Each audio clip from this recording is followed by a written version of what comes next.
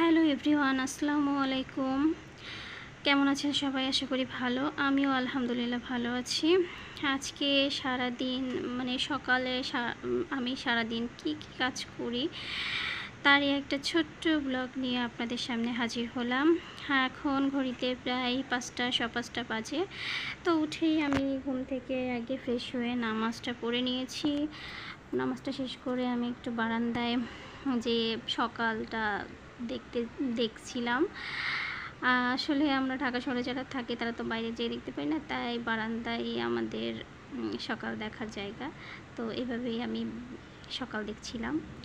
তো এখন চলে আসলাম রান্নাঘরে রান্নার আয়োজন করতে।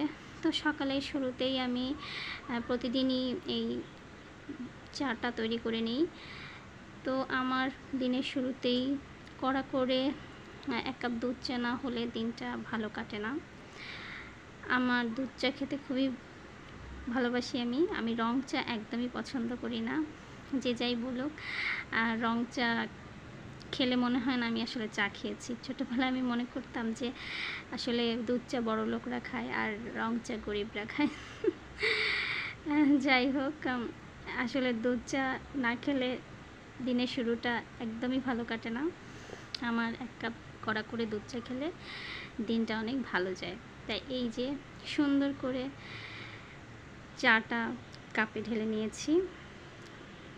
দেখুন, এভাবেই আমি দিনের শুরুতেই চা খাই। তারপরে আমার রান্নাবান্না শুরু করি।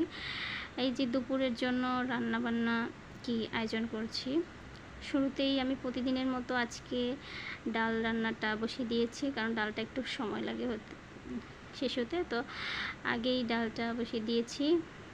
ডাল আমার প্রতিদিনই রান্না করা লাগে, কারণ আমার বেবি ডাল ছাড়া ভাত খেতে পারে না। তো ডালটা হতে হতে আমি দুপুরে আজকে হালকা পাতলা রান্না করব। আজকে আমি রান্না করব এই যে চাল কুমড়া দিয়ে চিংড়ি মাছের পাতলা ঝোল।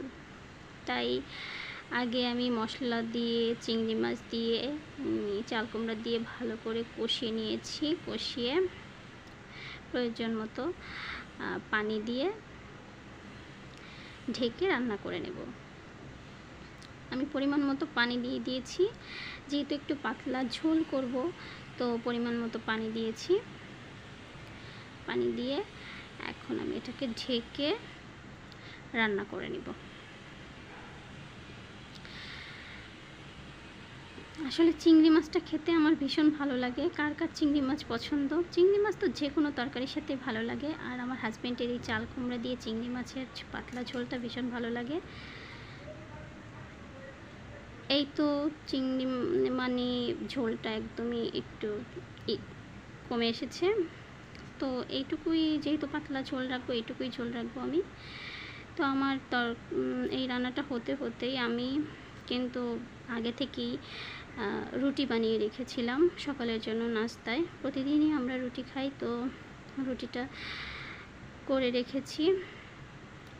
এই যে এইভাবে আমি সবগুলো রুটি বানিয়ে নিয়েছি। এবার আমি রুটিগুলো ভেজে নেব।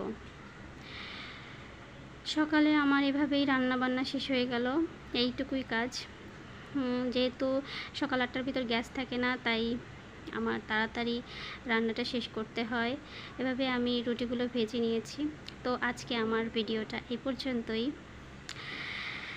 এভাবেই আমি সকালবেলা সব কাজ শেষ করি। ভিডিওটা ভালো লাগলে অবশ্যই কমেন্ট করে জানাবেন। ভালো থাকবেন। আল্লাহ হাফেজ।